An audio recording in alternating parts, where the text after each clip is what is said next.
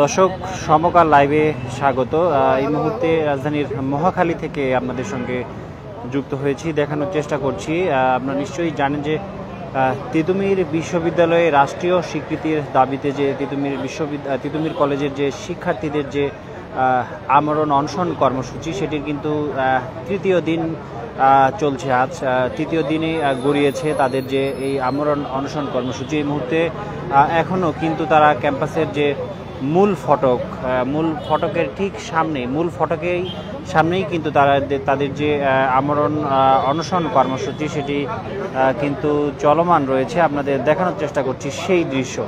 আপনারা দেখছেন যে শিক্ষার্থীরা তারা কিন্তু বেশ কয়েকজন শিক্ষার্থী কিন্তু গত 3 দিন থেকে যে তাদের যে এই আমরণ অনশন কর্মসূচি, সেই আমরণ অনশন কর্মসূচির থেকে কিন্তু বেশ কয়েকজন শিক্ষার্থী কিন্তু অসুস্থ হয়ে পড়েছেন এবং এখনও কিন্তু শিক্ষার্থীরা এখানে রয়েছেন। আপনারা দেখছেন সেই দৃশ্য।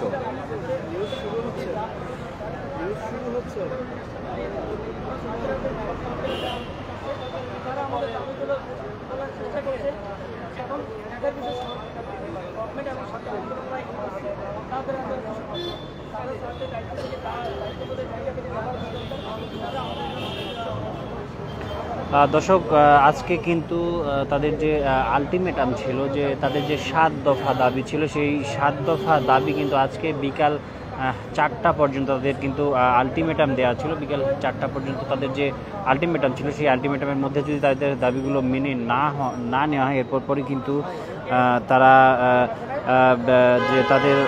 যে ঢাকা উত্তর সিটি কর্পোরেশন আওতাধীন এলাকা ব্যারিকেড কর্মসূচি, সেটির কিন্তু তারা ঘোষণা দিয়েছিলেন গতকালকে। তারা কিন্তু এটি বলেছিলেন এবং তাদের এই 4টার মধ্যে আলটিমেটাম মেনে না হলে কিন্তু তারা এই কর্মসূচিতে যাবেন, এমনটাই কিন্তু তারা আসলে জানিয়েছিলেন। দর্শক, আমরা কথা বলেছি শিক্ষার্থীদের সঙ্গে। আসলে শিক্ষার্থীরা বলছেন যে কোনো মূল্যে 7 দফা কর্মসূচি মেনে নেওয়ার ঘোষণা আসতে হবে। যতক্ষণ এই ঘোষণা না আসবে ততক্ষণ আন্দোলন চলবে।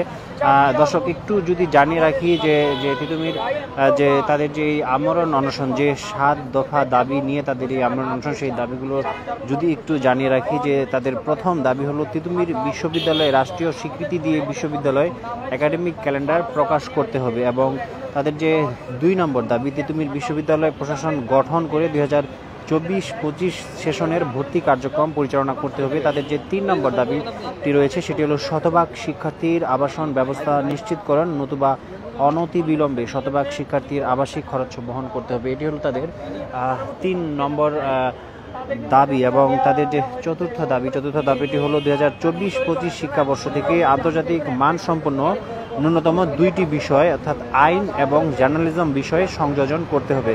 তাদের যে 5ম দাবি, একাডেমিক কার্যক্রম পরিচালনার জন্য যোগ্যতা সম্পন্ন পিএইচডিধারী শিক্ষক নিয়োগ দিতে হবে।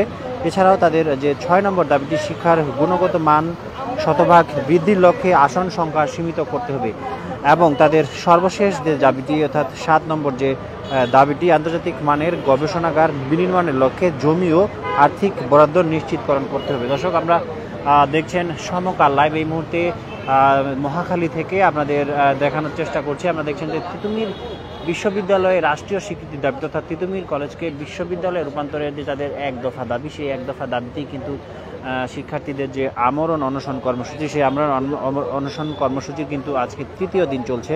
আমরা যেমনটি জানি যে তাদের যে তৃতীয় দিন আসলে গড়িয়েছে, তৃতীয় দিনে পড়েছে। তো এর মধ্যেই অনশনে বসা অধিকাংশ শিক্ষার্থী কিন্তু শারীরিকভাবে অসুস্থ হয়ে পড়েছেন, তবুও তারা দাবি আদায়ে অনড় অবস্থান ধরে রেখেছেন। সময় বেঁধে দিয়েছেন আজ বিকেল 4টা পর্যন্ত। এর মধ্যে যদি বিশ্ববিদ্যালয় গঠন সম্পর্কিত 7 দফা দাবি পূরণ না হয়, তাহলে অনির্দিষ্টকালের জন্য ঢাকা উত্তর সিটি কর্পোরেশন আওতাধীন এলাকায় ব্যারিকেড কর্মসূচি তারা শুরু করবেন, এমনটাই কিন্তু আসলে শিক্ষার্থীদের পক্ষ থেকে জানানো হয়েছিল।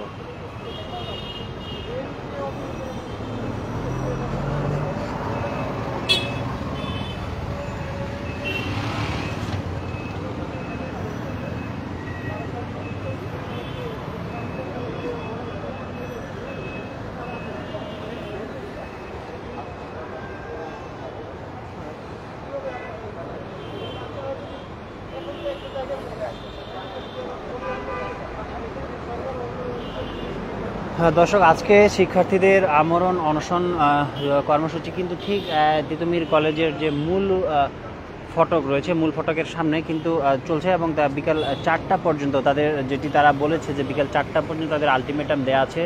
বিকেল 4টার মধ্যে যদি তাদের এই দাবিগুলো মেনে না নেওয়া হয়, সেক্ষেত্রে কিন্তু তারা ঢাকা উত্তর সিটি কর্পোরেশনের এলাকার আওতাধীন যেসব এলাকা রয়েছে সেগুলো কিন্তু তারা অনির্দিষ্টকালের জন্য যে তারা সেগুলো অবরোধ করবেন, এমনটাই কিন্তু বলেছিলাম। এই মুহূর্তে আমরা দেখছি তাদের আমরণ যে অনশন, সেই অনশন কার্যক্রম চালু থাকলেও কিন্তু তারা কিন্তু যে গাড়ি আজকে কিন্তু স্বাভাবিকভাবেই সকাল থেকে আমরা দেখেছি যে যানবাহন কিন্তু স্বাভাবিকভাবে চলাচল করছে এবং এই যানবাহন চলাচল তারা বলেছে যে বিকেল 4টা অর্থাৎ 4টা পর্যন্ত তাদের যে আলটিমেটাম দেওয়া আছে, 4টার মধ্যে যদি তাদের দাবিগুলো মেনে না নেওয়া হয়, সেক্ষেত্রে তারা কিন্তু আবারও তিতুমির কলেজের ঠিক সামনে অবস্থান কর্মসূচিতে যাবেন এবং ঢাকা উত্তর সিটি কর্পোরেশন এলাকার আওতাধীন যেসব এলাকা রয়েছে সেই এলাকাগুলোতে তারা ব্যারিকেড দিবেন, এমনটাই কিন্তু আসলে তাদের পক্ষ থেকে জানানো হয়েছে। এই মুহূর্তে দেখানোর চেষ্টা করছি ঠিক তিতুমির কলেজের সামনের যে পরিস্থিতি, সেই যে দৃশ্য, তাদের যে আমরণ অনশন কর্মসূচি, সেই আমরণ অনশন কর্মসূচি থেকে আপনাদের দেখানোর চেষ্টা করছি।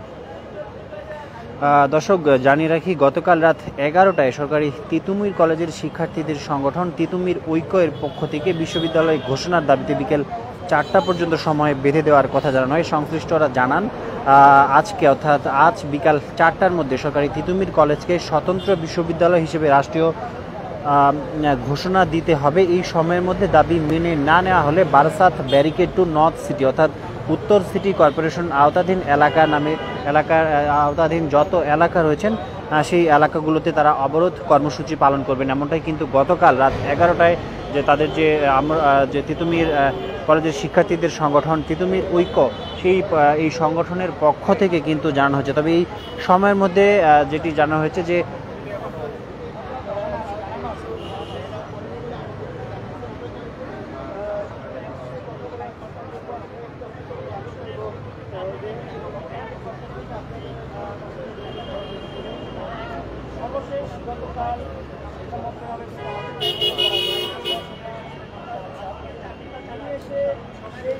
দর্শক, এর আগে জানিয়ে রাখি যে সরকারি তিতুমির কলেজকে বিশ্ববিদ্যালয়ে রূপান্তরের দাবিতে বেশ কয়েক মাস ধরেই আন্দোলন করে আসছিলেন প্রতিষ্ঠানটির শিক্ষার্থীরা। এই দাবিতে মিছিল, সড়ক, রেলপথ অবরোধ, স্মারকলিপি প্রদান, ক্লাস বর্জন সহ বিভিন্ন কর্মসূচি পালন করা হয়েছে, যার প্রেক্ষিতে সম্ভাব্যতা যাচাই বাছাই করতে শিক্ষা মন্ত্রণালয়ের পক্ষ থেকে একটি বিশেষ কমিটিও গঠন করা হয়। তবে সম্প্রতি এ বিষয়ে ইতিবাচক কোনো সাড়া না পেয়ে গত বুধবার অর্থাৎ 29 জানুয়ারি বিকেল থেকে দাবি আদায়ে আমরণ অনশনের ঘোষণা দেন শিক্ষার্থীরা। তবে তার পরদিন বৃহস্পতিবার অর্থাৎ 30 জানুয়ারি রাতে শিক্ষা মন্ত্রণালয়ের যুগ্ম সচিব নুরুজ্জামান অনশনরত শিক্ষার্থীদের সঙ্গে দেখা করতে আসেন। তিনি তাদের অনশন কর্মসূচি প্রত্যাহারের অনুরোধ জানান। তবে শিক্ষার্থীরা বিশ্ববিদ্যালয়ে ঘোষণা না দেওয়া পর্যন্ত অনশন চালিয়ে যাওয়ার ঘোষণা দেন, যার পরিপ্রেক্ষিতে আমরা দেখেছি যে তৃতীয় দিনের মতো কিন্তু এই মুহূর্তে যে তাদের বিশ্ববিদ্যালয়ে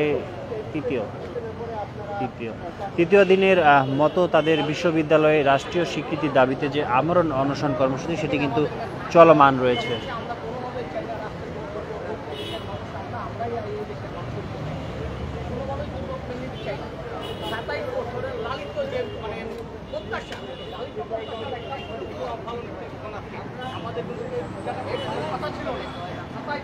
দর্শক, আমরা আসলে শিক্ষার্থী যারা রয়েছে এখানে তাদের সঙ্গে একটু কথা বলার চেষ্টা করবো যে আসলে আজ বিকাল 4টা পর্যন্ত তারা যে কালকে যে ঘোষণা দিয়েছিল গতকাল রাত 11টায় যে 4টার মধ্যে তাদের 7 দফা দাবি মেনে না হলে ঢাকা উত্তর সিটি কর্পোরেশন এলাকার আওতাধীন এলাকাসমূহ তারা বিরোধ কর্মসূচি পালন করবেন, সে বিষয়ে আসলে তাদের কাছে একটু জানতে চাবো।